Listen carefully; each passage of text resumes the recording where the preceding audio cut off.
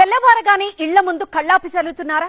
పేడ వాడితే సరే కానీ దానికి బదులు రంగు పొడి వాడితే మాత్రం బీ అలర్ట్ అంటున్నారు పోలీసులు.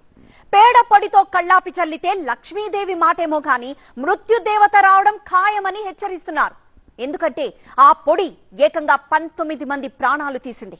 ఒక మహిళ ఆత్మహత్య కేసును దర్యాప్తు చేసిన పోలీసులకు ఈ పొడి వెనుక ఉన్న ఒక భయంకరమైన నిజం తెలిసి మైండ్ బ్లాంక్ అయింది. అసలు ఆ కళ్ళాపి పొడిలో ఏముంది?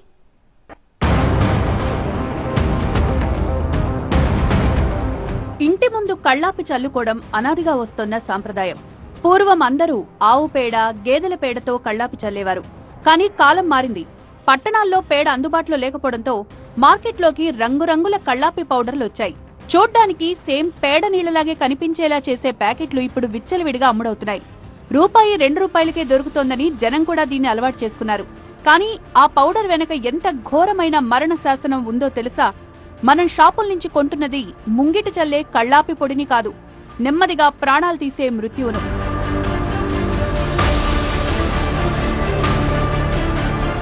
కడప జిల్లా బద్వేలు నియోజకవర్గంలోని బి కోడూరులో జరిగిన ఒక మహిళ ఆత్మహత్య కేసు పోలీసులను నివ్వెరపోయేలా చేసింది.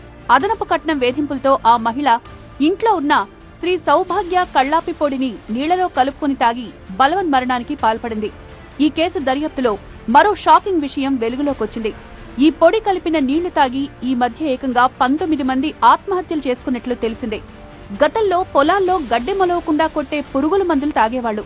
కానీ ఇప్పుడు కిరాణా షాపుల్లో, ఆన్లైన్లో సులభంగా దొరికే ఈ కళ్ళాపి పొడి తాగితే మనిషి ఎలా చచ్చిపోతాడు అనే అనుమానమే కడప జిల్లా ఎస్పీ నచికేత్ విశ్వనాథ్కు వచ్చింది. అందులో అసలు ఏముందో తెలుసుకోవడానికి ఆ పౌడర్ ను కెమికల్ ల్యాబ్ కు పంపించారు. తీరా ఆ కెమికల్ అనాలిసిస్ రిపోర్ట్ చూసి డాక్టర్లు, పోలీసులు ఒక్కసారిగా షాక్ గురయ్యారు.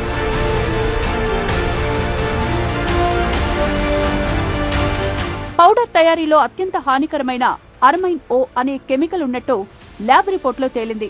ఇది తాగితేనే కాదు, ఈ రసాయనం కలిపిన పొడిని పీల్చినా, చర్మంపై పడినా, పొరపాటున కడుపులోకి చేరినా అంతే సంగతులు. కాలేయం, మూత్రపిండాలు పూర్తిగా దెబ్బతినడంతో పాటు క్యాన్సర్ బారిన పడే ప్రమాదముంది.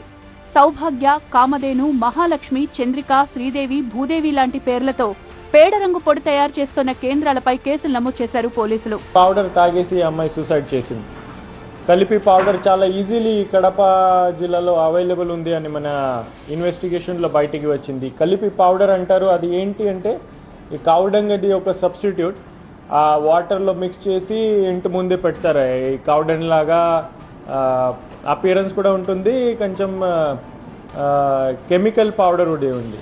సో అది చూస్తే ఈ కెమికల్ పౌడర్ ఇక్కడ ప్రొద్దుటూరు రూరల్ ఏరియాలో 5 మంది మ్యానుఫ్యాక్చరింగ్ యూనిట్స్ ఉన్నాయి. అక్కడ మ్యానుఫ్యాక్చరింగ్ చేసి ఇక్కడ అన్ని షాప్స్లో అమ్మేస్తున్నారు. దీంట్లో ఉన్న డైరిల్ మిథైన్ డై ఒక compound is a highly toxic, చాలా పాయిజనస్ కంపౌండ్.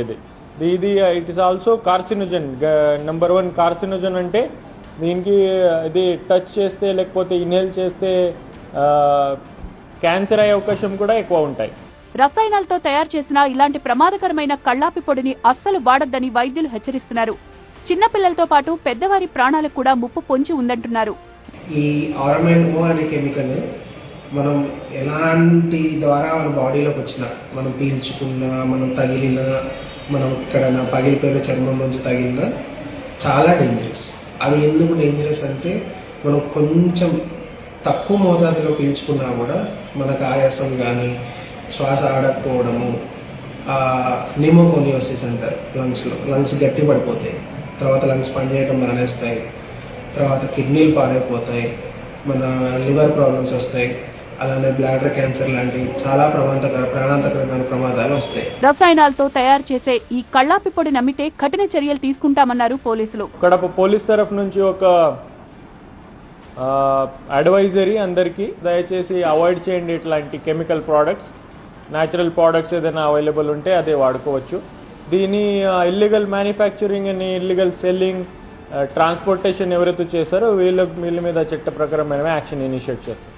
ప్రాణాంతకమైన గడ్డి మందు విక్రయాలపై ప్రభుత్వం ఎలాగైతే నిషేధం విధించిందో అదే తరహాలో మార్కెట్లో విచ్చలవిడిగా దొరుకుతున్న రసాయన కళ్ళాపి పొడిని కూడా పూర్తిగా బ్యాన్ చేయాలనే డిమాండ్ ఇప్పుడు బలంగా వినపడుతోంది.